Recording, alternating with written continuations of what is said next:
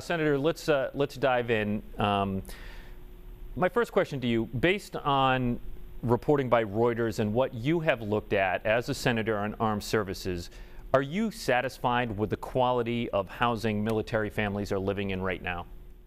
There are problems, and as long as there are any problems, we cannot be satisfied. We have to provide military families with high quality housing. It's a result of what they do every day defending the country. So we're not going to rest until we have what we believe is the best possible housing for our military families. The Reuters investigation shed some light that we don't often see on how these contracts between Corvis and the government are worked and how they're worded. And they are very profitable for the developer. Is Congress going to take a look at these contracts moving forward? Well, we've already taken steps to do that, Tim. In 2016, and I was the ranking member of the Defense Committee, we directed the General Accounting Office to review all the military privatization contracts. And they've come back to us recently with recommendations to the Department of Defense and to Congress. And part of it is getting the Department of Defense to be much more accurate in the reporting, not only internally but to the Congress, particularly looking at the resources they need to sustain this housing. And 20 years ago, they started building new housing, but now we have to look how we can keep it up to a peak condition. And we're already taking those steps, and we're going to continue to follow through until we've addressed this problem. Do you think Corvis should continue to get military contracts based on the audit or the look that Congress conducted? I think we have to have the Department of Defense act first, make a judgment based upon the contracts and also based upon the performance of the companies, and exercise whatever prerogatives they have to ensure that the proper housing for military personnel. And then Congress has a role too. We have to make sure this oversight is consistent, complete, and thorough, and that the Department of Defense and the contractors don't lose their way.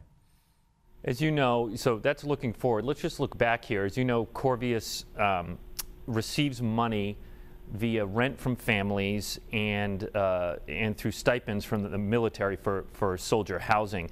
If Corvis fell short of their promise, should they reimburse taxpayers and families? Oh, if they're in violation of their contract in terms of providing services, reimbursement or some type of reparations should be made, obviously. John Picern has spent millions of dollars on lobbying and campaign donations. Did you help in any way in his efforts to obtain these deals? No, I can't recall. The only thing I can recall is I took him down to Fort Bragg, North Carolina, after he had won his first contract for Fort Meade, Maryland, because I wanted John to see what it was like to be a soldier. So we went right out in the field. We watched a live fire preparation rehearsal, then a night live fire, then a parachute drop by the 82nd, because I wanted to make sure that he understood that this was not just a typical commercial contract. This was an obligation to take care of the men and women who defend us. And that's my major involvement. You know, a lot of people will wonder if you advocated behind the scenes in any way. Did you? I cannot recall doing so, frankly, because these contractual relationships, they're competitive.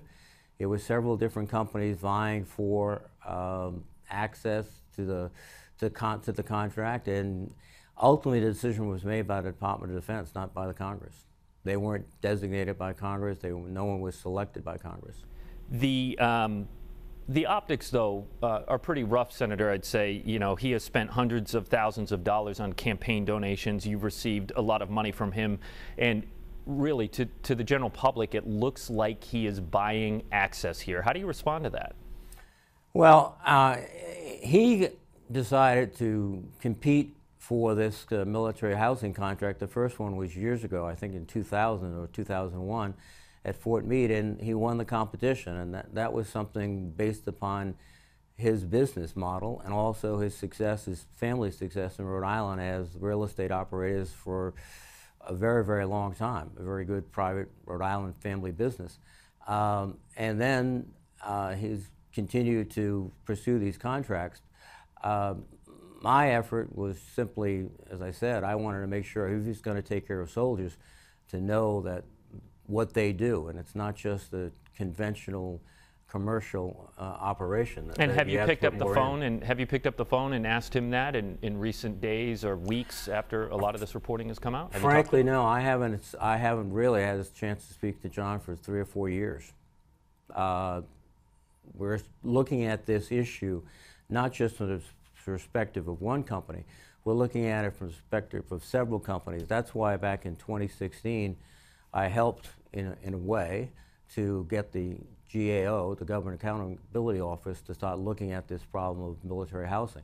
That was long before any of these reports appeared, because the whole bottom line is making sure troops have good housing. What is your window into the current housing situation? You have a very unique perspective. Correct me if I'm wrong. You were stationed at Fort Bragg, right, where Corvis has a contract currently.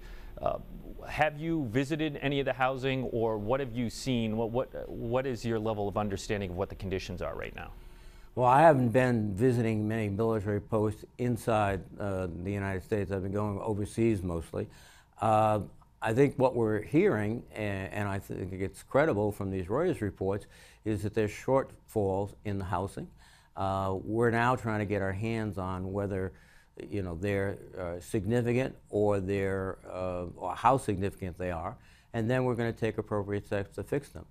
Again, we were not just standing by idly. 2016, 3 years ago, we started the wheels turning in terms of looking at the whole issue of military housing in the United States by asking the GAO to do their investigation.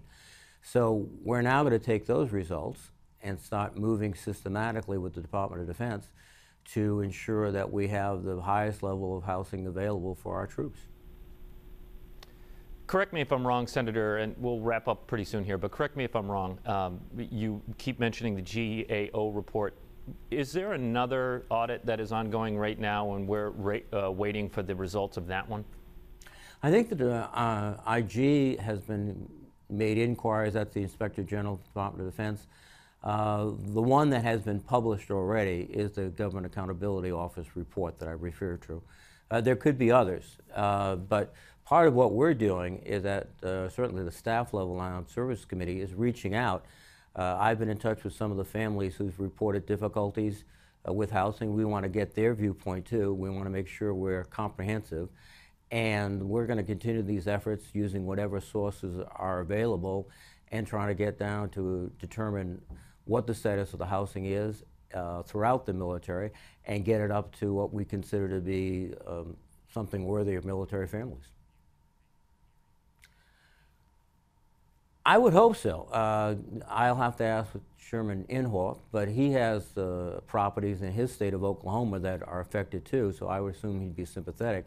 Again, I think we want to use all of our leverage to make sure that every family in the military has adequate housing. Last question, Senator.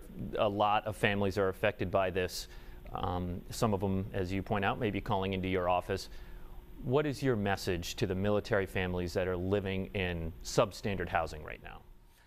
Well, we're going to do all we can as quickly as we can to rectify the situation, because given the sacrifices that these men and women and their families make, they deserve good housing. They deserve prompt response if there are problems with the housing.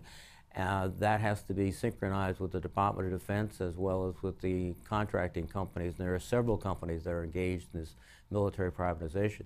But again, we started the process about 3 years ago, and now we're going to accelerate it dramatically given not only these reports, but just given the overwhelming concern that we must have for the quality of life of military families. Senator Jack Reed, thank you so much for your time. Thanks, Tim.